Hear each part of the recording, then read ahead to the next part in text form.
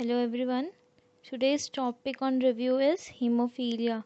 Hemophilia is completely an blood disorder mainly caused due to hereditary conditions. There is no other secondary factors or predisposing factors leading to hemophilia. They are mainly transferred from the parents when we are getting genes or when the embryo is developing or getting matured. We'll see the introduction. X-linked congenital bleeding disorder caused by a deficiency of coagulation factor 8 in hemophilia A or factor 9 in hemophilia B. The deficiency is the result of mutation of the respective clotting factor gene F8 and F9 genes. Frequency of approximately 1 is 10,000 births. So there are mainly chances of getting one patient in 1,000 in 10,000 patients.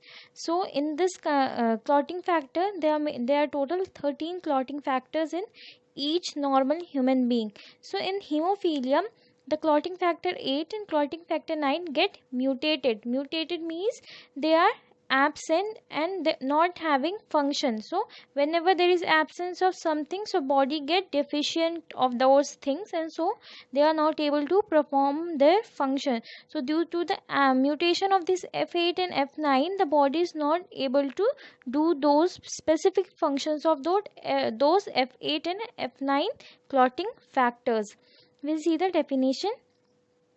A group of inherited bleeding disorders in which ability of blood to clot is impaired. So this is a definition of hemophilia. It is telling that in hemophilia the body is not able to clot the blood, or you can say the blood, what is the characteristics of the blood? To get clot after 6 to 7 seconds. But in this condition the blood is not having that characteristics. It has lost its ability to clot. So that impairment is called hemophilia. Now we'll see the classification. So there are basically three classification: hemophilia A, that is classical hemophilia; hemophilia B, that is Christmas disease; and hemophilia C. So these are the three basic classifications. We'll see the first one, hemophilia A, that is also known as classical hemophilia, caused by factor 8 deficiency. So whenever there is absence of factor 8 in the blood clotting factors, so there will be hemophilia A caused to that person. It is X-linked recessive, occurring almost exclusively in males. The female act as a carrier without manifesting the disease. Hemophilia A accounts for 98% of all the hemophilic. So we all know that males have XY chromosomes and females have XX chromosomes. So this is mainly linked to X chromosomes, and mainly it is found in the males, because when this female X chromosome is getting mixed with Y chromosome, so a male embryo is formed, and this X chromosome is carried from a mother. So the mother is a carrier and she is causing hemophilia by giving this gene to his son, that is XY chromosome. Then we'll go for the next classification, that is hemophilia B, Christmas disease. It results from deficiency of factor 9. Factor 9, the plasma thromboplastin component. So our factor 9 is plasma thromboplastin component. So when this factor 9 is absent in the body, so there is hemophilia B. Then we'll go for the hemophilia C. It results from deficiency of factor 11. Factor 11, the plasma thromboplastin antecedents. So this is also plasma thromboplastin, but it is antecedent. So this is hemophilia C, the absence of factor 9 in the blood clotting factors. Then we'll see the causes. As I have told you in the introduction, there is no other cause, but only the cause is hereditary factors, that is transferred from the parents through genes. So this is the only cause, and there are no other secondary or predisposing factors. Hemophilia type A and B are inherited disease passed on from gene located on the X chromosome. So this hemophilia factor is only present on the X chromosome, which is carried from the mother. We all know that only the X chromosomes are found, two X chromosomes are found in the female, and one X chromosome is found in the male. So there are double chances of mother to carry the hemophilia gene if she is the carrier.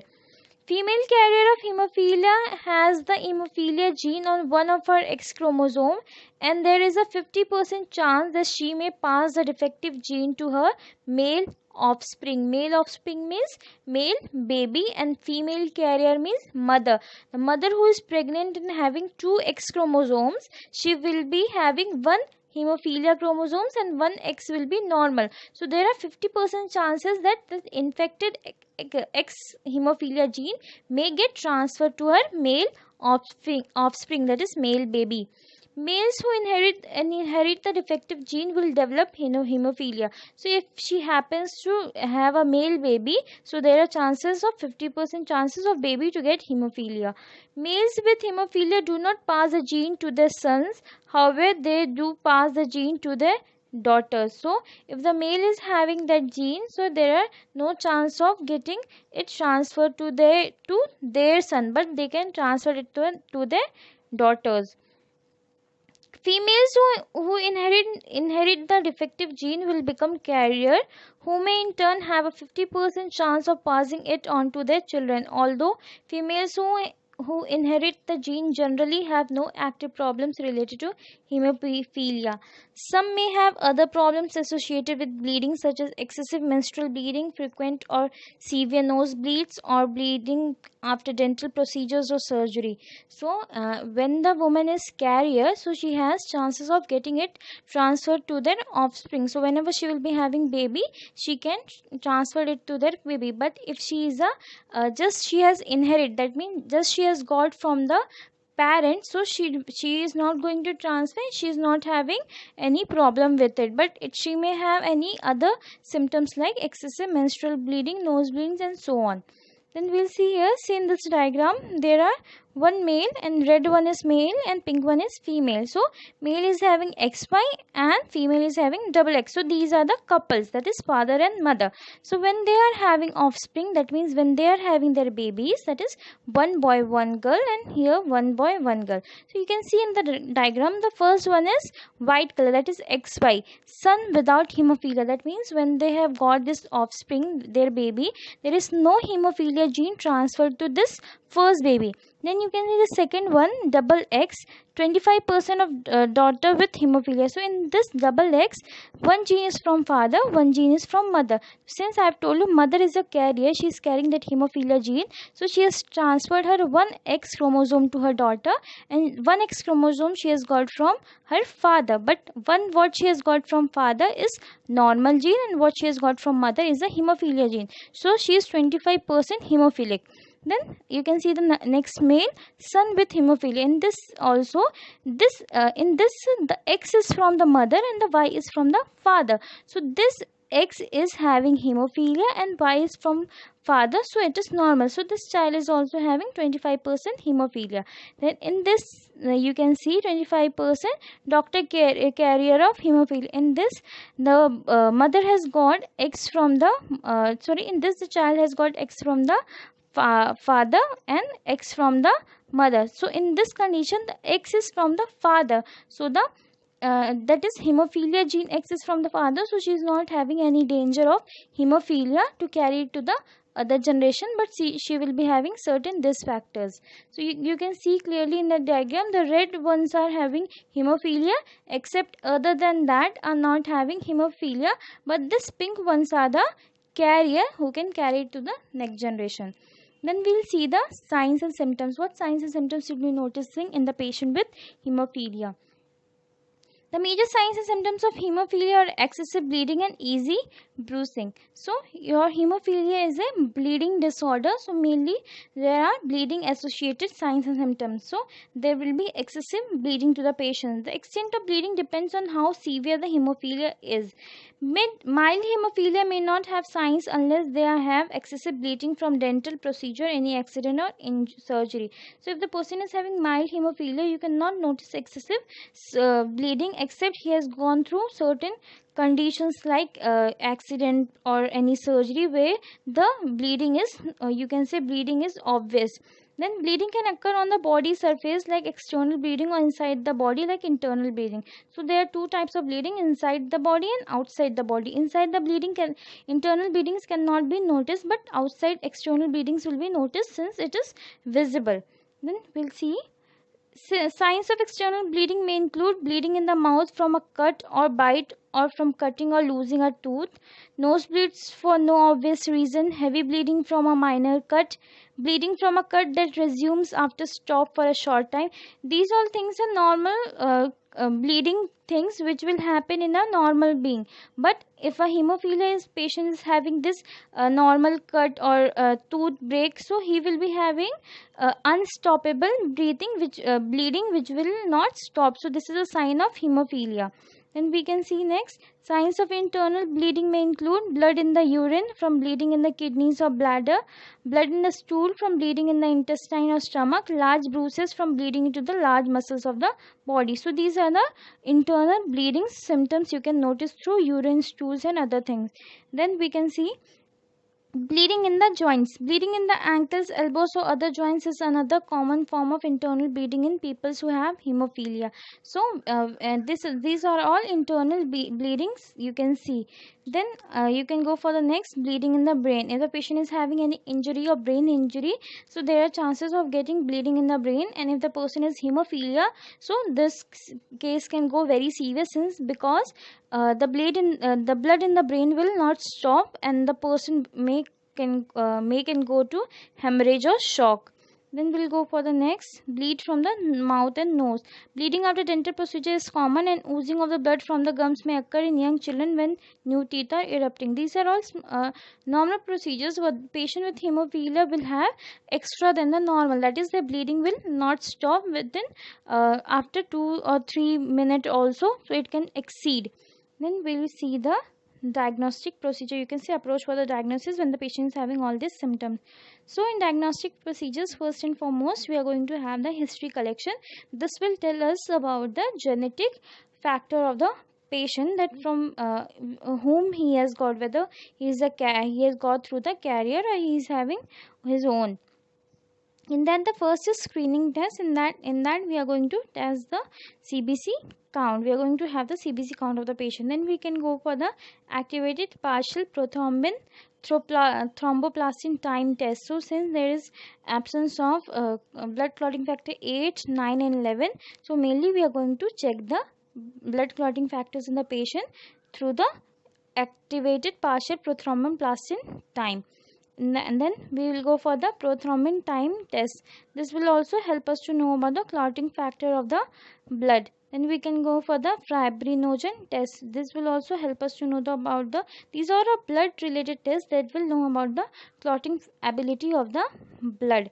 Then in that, the next is fetal diagnosis. This fetal diagnosis is nothing but before the birth of the baby, we will try to know about the gene defect in the baby through the amniocentesis test. The amniocentesis is nothing but the amniotic fluid is present in the mother womb which protects the baby, that will be extracted from the mother's womb, and that will be tested to know about the any defects in the baby. Then we can go for the treatment. In treatment, we can go for the treatment with replacement therapy. We'll try to help the patient with the blood transfusion therapy so that the blood clotting factors can be improved. Then we can go for the other type of treatment, that we can give the patient desmopressin. Desmopressin is a man-made hormone used to treat people who have mild hemophilia A. So this is a hormone that is injected to a patient to treat its normal or you can say mild hemophilia. Then we can go for the fibrinolytic medicines which will help in the clotting of the blood. Then we can go for the gene therapy. Researchers are trying to find out ways to correct the faulty genes that cause hemophilia. Gene therapy hasn't yet developed to the point that it has accepted treatment of hemophilia. Scientists are trying to find out the therapy of to protect the patient with the gene, to change the gene and protect the patient, but they have not been succeeded. Then treatment of a specific bleeding site. So except then that, you can go for the treatment of the specific sites. For that you can use pain medicine, steroids, and physical therapy. Then rice, you can use this rice method, rest, ice compression, and elevation to stop the bleeding of the patient. Then you can go for the nursing management. In nursing management, you will see the diagnosis according to patient priority. So, risks for deficient fluid volume related to hemorrhage, since the patient will have excessive bleeding, so there is a chance of having deficient fluid volume in the patient. Then, ineffective protection related to inability of the blood to clot. In this condition, the patient is very, you can say very cautious. If he gets little injury also, there will be excessive bleeding of the patient. So patient should be very protective. Then impaired physical mobility related to repeated hematorosis. So patient may get certain you can say injury which can lead to bleeding, so it can cause physical immobility. Patient will be restricted to move. Then acute pain related to bleeding into the joints and muscles. Patient may have internal bleedings, due to that he may have pain. Then ineffective family coping related to disabling and life threatening disease. So family should be cooperative to the patient to overcome the disease condition. So in today's class, we have seen about the hemophilia, that is a blood disorder mainly due to hereditary condition. It is basically of two types: hemophilia A, that is due to the absence of factor 8, then hemophilia B due to the absence of factor 9, and hemophilia C due to the absence of factor 11. Then we have seen the certain causes, that is hereditary causes, and then we have seen the signs and symptoms, diagnostic approaches, and management, which is basically a blood transfusion therapy, and other than that a desmopressin, which is a hormone to treat the mild hemophilia. Then except then that, you can go for the symptomatic treatment to stop the blood and to control the pain. Then we have seen the nursing management, in which we will be planning according to the patient's main problems. So that's all for the today's class. Thank you to all the students.